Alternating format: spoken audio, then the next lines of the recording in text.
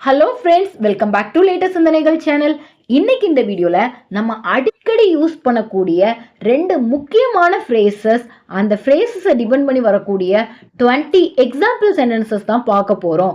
So நீங்களும் இந்த வீடியோல கூடவே சேர்ந்து உங்களுக்கு ஆன்சர்ஸ் தெரிஞ்சிருந்தா ட்ரை பண்ணலாம். உங்களுக்கு ரொம்ப யூஸ்ஃபுல்லா இருக்கும். இந்த வீடியோ பார்த்து முடிச்சதுக்கு அப்புறம் உங்களுக்கு ஒரு நல்ல கான்ஃபிடென்ட் கிடைக்கும். இந்த ரெண்டு ஃப்ரேசஸ் யூஸ் பண்ணி நம்ம அடிக்கடி பேசுவோம் டெய்லி லைஃப்ல. ஸோ உங்களால ஈஸியா திங்க் பண்ணாமல் இதுக்கு என்ன வரும் இங்கிலீஷில் அப்படிலாம் யோசிக்காமல் நீங்கள் ஈஸியாக இந்த ஃப்ரேசஸ் யூஸ் பண்ணி பேசலாம்.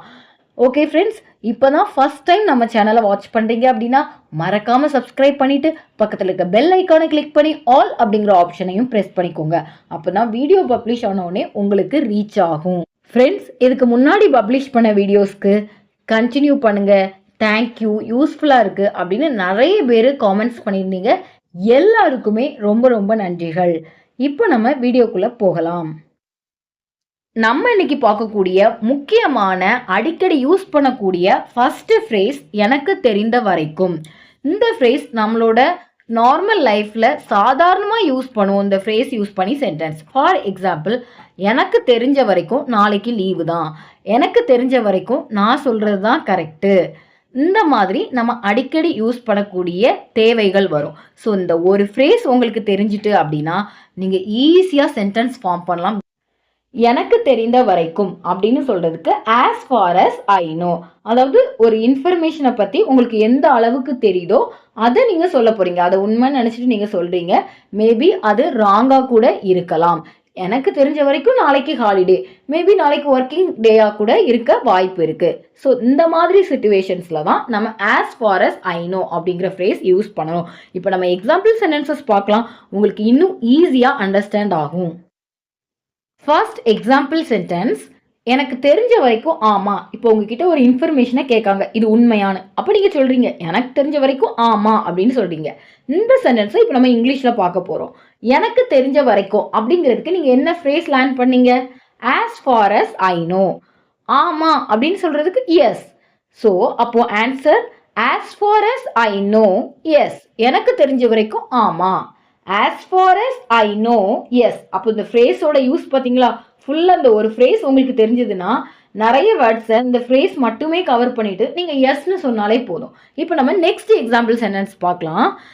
எனக்கு தெரிஞ்ச வரைக்கும் இல்லை. உங்ககிட்ட இதே கொஸ்டினை கேட்குறாங்க, இது உண்மையா அப்படின்னு கேட்குறாங்க ஒரு விஷயத்தை பற்றி. அப்படி நீங்கள் சொல்கிறீங்க எனக்கு தெரிஞ்ச வரைக்கும் இல்லை, நான் அப்படிலாம் கேள்விப்படல அப்படின்னு சொல்கிறீங்க. அப்படி சொல்கிறதுக்கு முன்னாடி ஷார்ட்டாக எனக்கு தெரிஞ்ச வரைக்கும் இல்லை அப்படின்னு சொல்கிறீங்க. அப்படி சொல்கிறதுக்கு as far as I know no. As far as I know அப்படின்னா என்னது ஃப்ரெண்ட்ஸ்? எனக்கு தெரிந்த வரைக்கும். எனக்கு தெரிந்த வரைக்கும் இல்லை. As far as I know no. Next example sentence, எனக்கு தெரிந்த வரைக்கும் அவர் இன்னைக்கு வரவில்லை. எனக்கு தெரிஞ்ச வரைக்கும் அவர் இன்னைக்கு வரல அப்படின்னு சொல்றீங்க. அப்படி சொல்றதுக்கு as far as I know he is not coming today.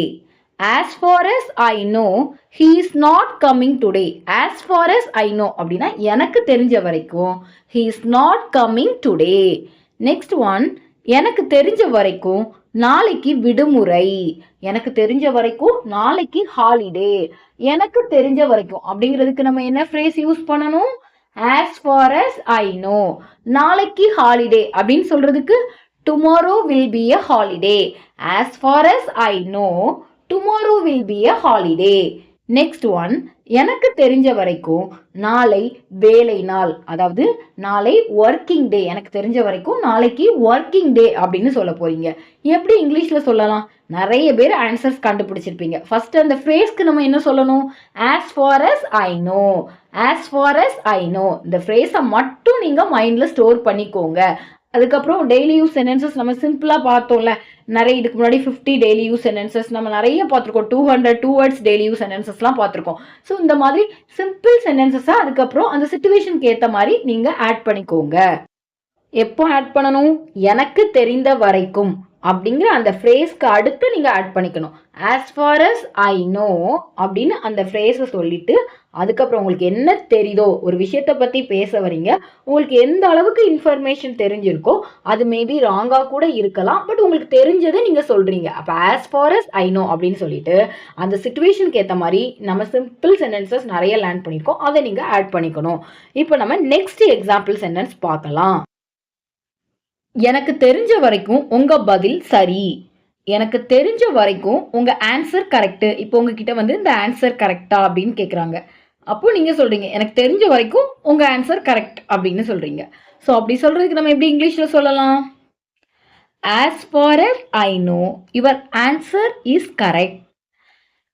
as far as I know அப்படின்னா எனக்கு தெரிந்த வரைக்கும் your answer is correct. உங்க ஆன்சர் கரெக்ட். எனக்கு தெரிஞ்ச வரைக்கும் உங்க answer correct. as far as I know your answer is correct. next one, எனக்கு தெரிஞ்ச வரைக்கும் உங்க பதில் தவறு.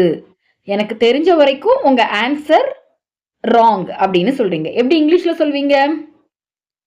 Very good. நிறைய பேர் ஆன்சர்ஸ் கெஸ் பண்ணிட்டீங்க. நீங்க கெஸ் பண்ண ஆன்சர் கரெக்ட் தான்.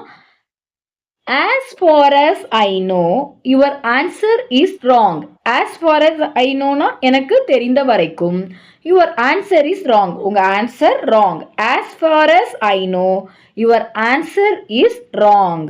ஸோ அப்போ ஞாபகம் வச்சுக்கோங்க friends, as far as I know அப்படின்னா எனக்கு தெரிந்த வரைக்கும். நெக்ஸ்ட் ஒன், எனக்கு தெரிந்த வரைக்கும் அவள் லண்டன் போனாள். எனக்கு தெரிஞ்ச வரைக்கும் அவள் லண்டனுக்கு போனாள் அப்படின்னு சொல்ல போறீங்க. இந்த சென்டென்ஸ்ல பாத்தீங்க அப்படின்னா எனக்கு தெரிந்த வரைக்கும் அப்படிங்கிறதுக்கு நம்ம என்ன ஃப்ரேஸ் யூஸ் பண்ணுவோம் friends? as far as I know. அவள் லண்டன் போனாள் அப்படிங்கிறதுக்கு she went to London. as far as I know she went to London. as far as I know she went to London. Next one, எனக்கு தெரிஞ்ச வரைக்கும் அவருக்கு வேலை கிடைத்து விட்டது. எனக்கு தெரிந்த வரைக்கும் அவருக்கு வேலை கிடைத்து விட்டது. எப்படி நம்ம இங்கிலீஷ்ல சொல்லலாம்? நிறைய பேர் கெஸ் பண்றீங்க.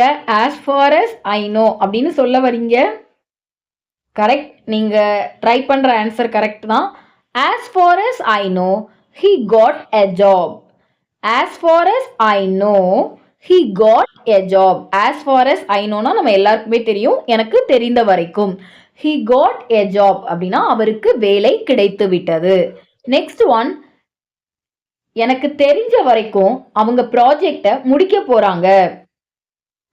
நம்ம ஆஃபீஸில் ஒர்க் பண்ணுறோன்னா இந்த மாதிரிலாம் நம்ம கம்யூனிகேஷன் பண்ணுவோம். எனக்கு தெரிஞ்ச வரைக்கும் அவங்க ப்ராஜெக்டை கம்ப்ளீட் பண்ண போறாங்க அப்படின்னு சொல்லுவோம். அப்படி சொல்றதுக்கு இங்கிலீஷில் எப்படி சொல்லணும் friends? as far as I know they are going to complete the project. as far as I know they are going to complete the project. as far as I know னா எனக்கு தெரிந்த வரைக்கும், they are going to complete the project னா அவங்க ப்ராஜெக்டை complete பண்ண போறாங்க. Friends, இப்போ உங்க எல்லாருக்குமே as far as I know அப்படிங்கிற ஃப்ரேஸ் சென்டென்ஸ்ல எப்படி யூஸ் பண்ணணும் அப்படிங்கிறது பத்தி உங்களுக்கு ஒரு கிளியர் ஐடியா கிடைச்சிருக்கும். ஃப்ரெண்ட்ஸ், ரிப்பீட்டடாக ப்ராக்டிஸ் பண்ணுங்கள். இங்கிலீஷில் பேசி ப்ராக்டிஸ் பண்ணுங்கள். அது ஸ்மால் சென்டென்ஸாக இருந்தாலும் பரவாயில்ல, ரிப்பீட்டடாக ப்ராக்டிஸ் பண்ணும்போது அது உங்கள் மைண்டில் ஸ்டோர் ஆகும். இது சிம்பிள் சென்டென்ஸ் தானே, இதுதான் நமக்கு தெரியுமா அப்படின்னு நினைக்காதீங்க. பிகாஸ் அந்த பர்டிகுலர் சிச்சுவேஷன் வரும்போது நம்ம அப்போ யோசிப்போம், அதுக்கப்புறம் நினைப்போம் இது ரொம்ப சிம்பிள் சென்டென்ஸ் தானே, இது பேசுறதுக்கு நம்ம இவ்வளோ தயங்கணுமா அப்படின்னு நம்ம யோசிப்போம். ஸோ அது மாதிரி failure is an opportunity to learn. So one time பேசுகிறீங்க, அது இங்கிலீஷில் பேசுகிறதுக்கு ஒரு சின்ன தடுமாற்றம் வருது அப்படிங்கும்போது அதோட ஸ்டாப் பண்ணாமல் திரும்ப திரும்ப ப்ராக்டிஸ் பண்ணுங்கள். உங்களால் ஃப்ளூவண்ட்டாக இங்கிலீஷில் கூடிய சீக்கிரமே பேச முடியும். இப்போ நம்ம பார்க்கக்கூடிய நெக்ஸ்ட் ஒன், எனக்காக. இது எனக்காக அப்படின்னு சொல்லுவோம். எனக்காக நான் இந்த விஷயத்த பண்ணேன், எனக்காக நான் இது பர்ச்சேஸ் பண்ணேன் அப்படின்லாம் சொல்லுவோம். எனக்காக அப்படின்னு சொல்றதுக்கு ஃபார் மீ. ஃபார் மீனா எனக்காக. ஃபார் அப்படிங்கும்போது ஆக அப்படிங்கிற மீனிங்ல வரும். மீ அப்படின்னா எனக்கு. அப்போ ஃபார் மீ அப்படின்னு ரெண்டையும் சேர்க்கும் பொழுது எனக்காக அப்படிங்கிற மீனிங் வரும். இப்போ நம்ம எக்ஸாம்பிள் சென்டென்சஸ் பார்க்கலாம், உங்களுக்கு இன்னும் ஈஸியாக அண்டர்ஸ்டாண்ட் ஆகும். ஃபர்ஸ்ட் ஒன், எனக்காக நான் தேர்ந்தெடுத்தேன். எனக்காக நான் தேர்ந்தெடுத்தேன். ஃபார் எக்ஸாம்பிள், உங்களுக்காக ஒரு கோர்ஸ் செலக்ட் பண்ணியிருக்கீங்க, எனக்காக நான் செலக்ட் பண்ணேன் அப்படின்னு தான் சொல்வீங்க இன்னொருத்தர்கிட்ட சொல்லும்போது. எனக்காக நான் செலக்ட் பண்ணேன் அப்படின்னு சொல்றதுக்கு ஐ செலக்டட் ஃபார் மீ. ஐங்கிறது சப்ஜெக்ட், நான். செலக்டட் தேர்ந்தெடுத்தேன். ஃபார் மீ எனக்காக. ஃபார்னா ஆக, மீனா எனக்கு. எனக்காக for me. I selected for me. Next one, எனக்காக நான் வாங்கினேன். எனக்காக நான் வாங்கினேன் அப்படிங்கிறதுக்கு நம்ம எப்படி சொல்லணும்? ஐ பாட் ஃபார் மீ. ஐ நான், பாட் வாங்கினேன், ஃபார் மீ எனக்காக. I bought for me. Next one, எனக்காக நான் ஆரம்பிச்சேன். ஃபார் எக்ஸாம்பிள், நான் புக் ஒவ்வொரு பேஜா எனக்காக எழுத ஆரம்பிச்சேன். அடுத்து பார்த்தா அது ஒரு புக் மாதிரி கிரியேட் ஆயிட்டு அப்படின்னு சொல்லுவோம். எனக்காக நான் ஆரம்பிச்சேன் அப்படின்னு சொல்றதுக்கு I started for me. I started for me. I நான் ஸ்டார்டட் ஆரம்பிச்சேன். ஃபார் மீ எனக்காக. எனக்காக நான் ஆரம்பிச்சேன். I started for me. இந்த ஃபார்மேட்ல தான் இப்போ நிறைய எக்ஸாம்பிள் சென்டென்சஸ் பார்க்க போறோம். ஒவ்வொன்றுக்கும் நீங்க ஆன்சர் ட்ரை பண்ணலாம் ஃப்ரெண்ட்ஸ். நெக்ஸ்ட் ஒன், எனக்காக நான் எழுதினேன். எனக்காக நான் எழுதினேன்.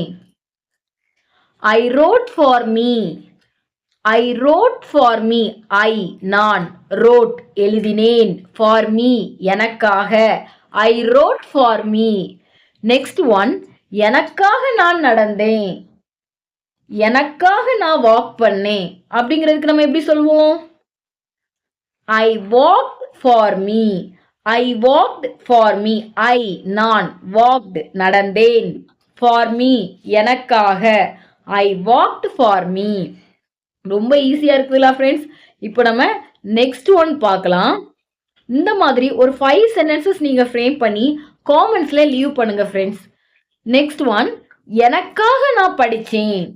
நான் எனக்காக படிச்சேன் அப்படின்னு சொல்லுவோம். எனக்காக நான் படிச்சேன் அப்படின்னு சொல்றதுக்கு ஐ studied for me. I studied for me.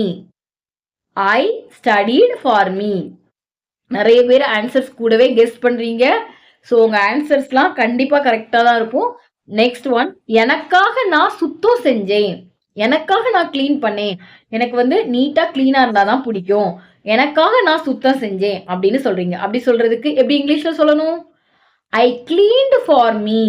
I cleaned for me. I நான், கிளீன்ட் சுத்தம் செஞ்சேன், ஃபார் மீ எனக்காக. நெக்ஸ்ட் ஒன், எனக்காக நான் சமைச்சேன். எனக்காக நான் சமைச்சேன் அப்படின்னு சொல்றதுக்கு எப்படி இங்கிலீஷ்ல சொல்லணும்? Correct. I cooked for me. I நான், குக்ட் சமைத்தேன், ஃபார் மீ எனக்காக. I cooked for me. For மீனா எனக்காக. ஈஸியா இருக்குதுல்ல ஃப்ரெண்ட்ஸ். இன்னைக்கு கண்டிப்பா இந்த வீடியோ ஃபுல்லா வாட்ச் பண்ணவங்க எல்லாருக்குமே as far as I know அப்படிங்கிற ஃப்ரேஸும் ஃபார் மீ கண்டிப்பா உங்களுக்கு மறக்கவே மறக்காது. ஸோ நீங்க இதை யூஸ் பண்ணி நிறைய சென்டென்சஸ் ஃபார்ம் பண்ணலாம். நெக்ஸ்ட் ஒன், எனக்காக நான் விளையாடினேன். எனக்காக நான் ப்ளே பண்ணேன். ஆன்சர் கண்டுபிடிச்சிட்டீங்களா friends? I played for me. I played for me. I நான், பிளேட் விளையாடினேன், ஃபார் மீ எனக்காக. நெக்ஸ்ட் ஒன், எனக்காக நான் எடுத்தேன். எனக்காக இந்த புக்கை எடுத்தேன் அப்படின்னு சொல்லுவோம். எனக்காக நான் எடுத்தேன் அப்படிங்கிறதுக்கு நம்ம ஃபர்ஸ்ட் எப்படி இங்கிலீஷ்ல சொல்லலாம்? ஐ டுக் ஃபார் மீ. ஐ நான், டுக் எடுத்தேன், ஃபார் மீ எனக்காக. I took for me. எனக்காக நான் இந்த புக்கை எடுத்தேன் அப்படின்னு சொல்லணும்னா I took this book for me. I took நான் எடுத்தேன், திஸ் புக் இந்த புத்தகத்தை, ஃபார் மீ எனக்காக. I took this book for me. Friends, நம்ம சக்ஸஸ்ஃபுல்லா as far as I know for me use பண்ணி எப்படி சிம்பிள் சென்டென்சஸ் ஃப்ரேம் பண்ணலாம் வித் சம் எக்ஸாம்பிள் சென்டென்சஸோட பார்த்தோம். கண்டிப்பா இந்த வீடியோவை ஃபுல்லா வாட்ச் பண்ணவங்களுக்கு as far as I know for me use பண்ணி சென்டென்சஸ் மேக் பண்றது மறக்கவே மறக்காது. ரொம்பவே யூஸ்ஃபுல்லா இருந்தது அப்படின்னா மறக்காம லைக் பண்ணுங்க. உங்களோட பிரதர்ஸ், சிஸ்டர்ஸ் அண்ட் ஃப்ரெண்ட்ஸ் இங்கிலீஷ்ல பேசுறதுக்கு ரொம்ப டிஃபிகல்ட்டா ஃபீல் பண்றாங்க அப்படின்னா அவங்களுக்கு இந்த வீடியோவை மறக்காம ஷேர் பண்ணுங்க. ஃப்ரெண்ட்ஸ், இங்கிலீஷ்ல பேசணுங்கிற ஆர்வம் இருந்தாலே போதும், கண்டிப்பா ஃப்ளூவெண்டா இங்கிலீஷ்ல பேச முடியும். பட் ப்ராக்டிஸ் திரும்ப திரும்ப பண்ணணும். ஃப்ரெண்ட்ஸ், இந்த வீடியோவை இதுவரைக்கும் பொறுமையா பார்த்த எல்லோருக்குமே ரொம்ப ரொம்ப நன்றிகள். இப்போதான் ஃபர்ஸ்ட் டைம் நம்ம சேனல்ல இந்த வீடியோ வாட்ச் பண்ணிட்டு இருக்கீங்க அப்படின்னா மறக்காம சப்ஸ்கிரைப் பண்ணிக்கோங்க. பக்கத்துல இருக்க பெல் ஐக்கானை கிளிக் பண்ணி ஆல் அப்படிங்கிற ஆப்ஷனையும் பிரஸ் பண்ணிக்கோங்க. அப்பதான் வீடியோ பப்ளிஷ் ஆன உடனே உங்களுக்கு ரீச் ஆகும். Thank you friends. Thanks for watching. I will meet you in the next video.